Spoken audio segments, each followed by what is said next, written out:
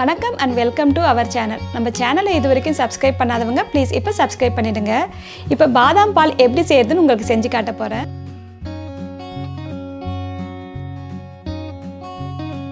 நம்ம சக்கரை நட்ஸ் குங்குமப்பூலாம் போட்டு டெசர்ட்டுக்கு பாதாம் பால் செய்வோம். அந்த மாதிரி இது இல்லை. இது வந்து ஃப்ரெஷ்ஷாக இருக்கிற பாதாம்ல இருந்து பால் எடுக்கிறது. இதில் நிறைய சத்துக்கள் இருக்குது. இது லாக்டோஸ் ஃப்ரீ. இதில் ஸ்டாச்சுரேட்டட் ஃபேட் எல்லாம் இல்லை. கொலஸ்ட்ரால் பேஷண்ட்டுக்கு ரொம்ப நல்லது. Low calories. டயட்டாக இருக்கிறவங்கெல்லாம் இந்த பாலை நிறைய குடிக்கிறாங்க. இதில் நிறைய ஹெல்த் பெனிஃபிட்ஸ் இருக்குது. இது நிறைய பேர் வந்து கடையில் தான் வாங்கி குடிக்கிறாங்க. இதை நம்ம வீட்டிலே ரொம்ப சுலபமாக செஞ்சிடலாம். நம்ம இப்போ வீட்டில் எப்படி சுலபமாக செய்கிறது தான் உங்களுக்கு இப்படி செஞ்சு காட்ட போகிறேன்.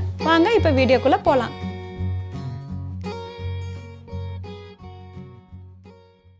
ஒரு கப்பு பாதாம் பருப்பை குறைஞ்சது ஒரு 10 மணி நேரம் வந்து தண்ணியில் ஊற வச்சுக்கோங்க.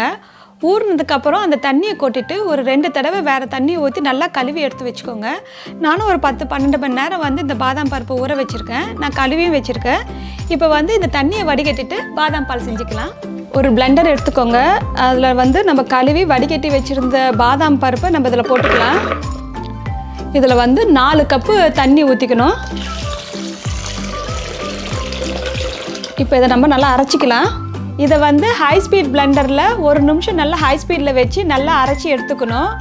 உங்களது லோ ஸ்பீடு பிளெண்டராக இருந்தால் நீங்கள் ஒரு 2 நிமிஷம் அரைச்சிக்கோங்க. நல்லா நைஸாக அரைக்கிற வரைக்கும் நல்லா அரைச்சி எடுத்துக்கோங்க.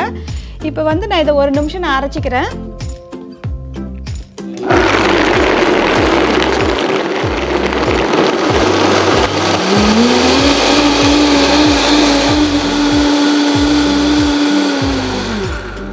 இது நல்லா அரைச்சிருச்சு. இதை வந்து நம்ம வடிகட்டிக்கலாம். இந்த பாலை வந்து ஒரு காட்டன் துணியில் இல்லைனா வந்து சீஸ் கிளாத்து போட்டு நம்ம நல்லா வடிகட்டிக்கலாம்.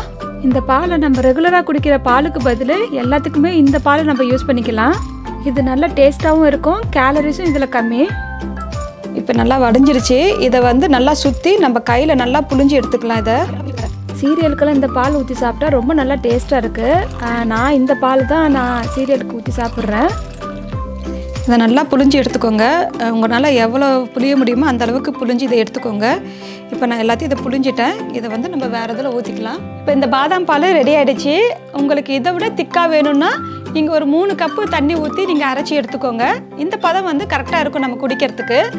இந்த பாலை வந்து நீங்கள் அப்படியே குடிக்கலாம், இல்லைனா காஃபி போட்டு குடிக்கலாம், இல்லைனா ஸ்மூத்தி போட்டு குடிக்கலாம். இதில் நிறைய ரெசிபி செய்யலாம். அந்த ரெசிபியெல்லாம் நான் வேறு வீடியோவில் உங்களுக்கு செஞ்சு காட்டுறேன். இந்த சக்கையை வந்து நீங்கள் தூக்கி போட்டுடாதீங்க. இது வீட்டுக்குள்ளே வந்து ஒரு தட்டில் காத்தோட்டமாக நல்லா காய வச்சு எடுத்து வச்சுக்கோங்க. இது காஞ்சதும் மிக்சியில் போட்டு நல்லா பவுட்ரு பண்ணிவிட்டு ஒரு டப்பாவில் எடுத்து வச்சுக்கோங்க. அந்த பவுடரை வந்து நீங்கள் ஸ்மூத்தி செய்யும் போது அதில் சேர்த்துக்கலாம். இல்லைனா நம்ம டெசர்ட்டுக்கு செய்கிற பாதாம் பால் இருக்குல்ல அதுலேயும் நம்ம சேர்த்துக்கலாம். பேன் கேக்கில் அந்த மாதிரி எல்லாமே சேர்த்துக்கலாம்.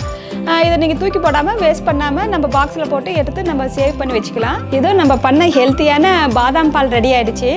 இதை வந்து நீங்கள் கண்ணாடி பாட்டில் ஊற்றி ஃப்ரிட்ஜில் எடுத்து வச்சுடுங்க. இது 3லேருந்து 5 நாளைக்கு நல்லாயிருக்கும். இதே மாதிரி நீங்களும் ஹெல்த்தியான பாதாம் பாலை வீட்டிலே செஞ்சு சாப்பிடுங்க. உங்களுக்கு இந்த ரெசிபியில் ஏதாவது டவுட் இருந்தால் கமெண்ட்ஸ் பண்ணுங்கள். நான் ரிப்ளை பண்ணுறேன். தேங்க்யூ.